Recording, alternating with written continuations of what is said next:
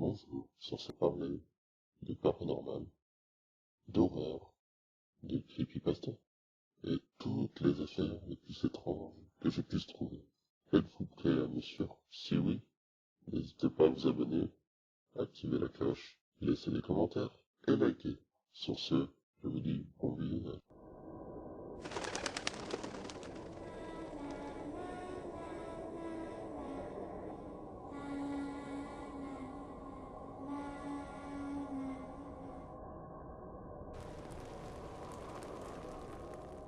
L'histoire est d'une mystérieuse enlève. Une jeune femme qui marchait dans la rue fut interpellée par un vieil aveugle.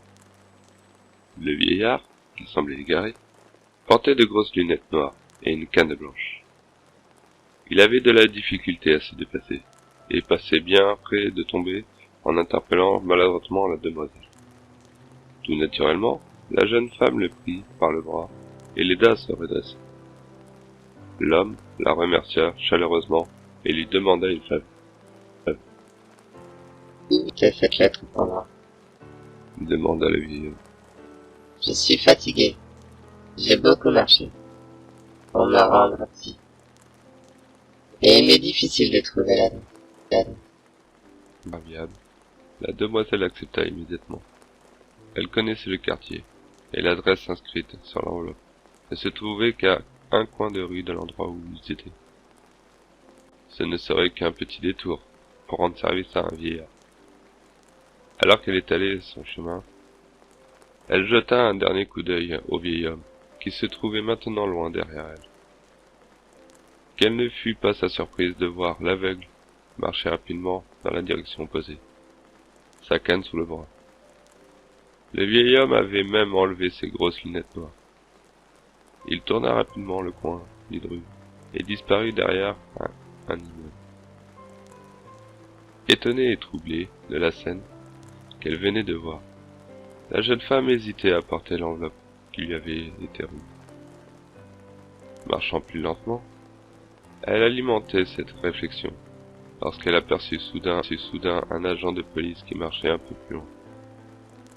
Sans attendre une minute, elle l'interpella pour lui raconter son étonnante rencontre avec le vieillard.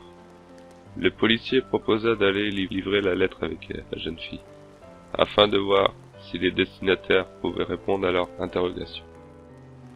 L'adresse, modeste petite boucherie qui appartenait à un couple. En entrant dans la boutique, le policier perçut immédiatement de l'étonnement et un profond malaise chez le boucher. Il remarqua également une grande mare de sang sur le sol, près du gros congélateur qui se trouvait derrière le propriétaire. Même s'il est normal de trouver du sang dans une boucherie, tout cela lui sembla plutôt bizarre. Lorsque le policier demanda au boucher s'il connaissait la raison du comportement extravagant du vieil aveugle, le boucher répondit que non, mais commença à transpirer étonnamment, ce qui, encore une fois, rendait l'agent de la paix suspicieux. Ce dernier demanda de voir le congélateur, ce que le boucher refusa catégoriquement. Le policier dut insister, et, devant l'obstination du boucher, il décida d'aller voir de lui. Lorsqu'il ouvrit la porte, il y découvrit une scène des plus terrifiantes.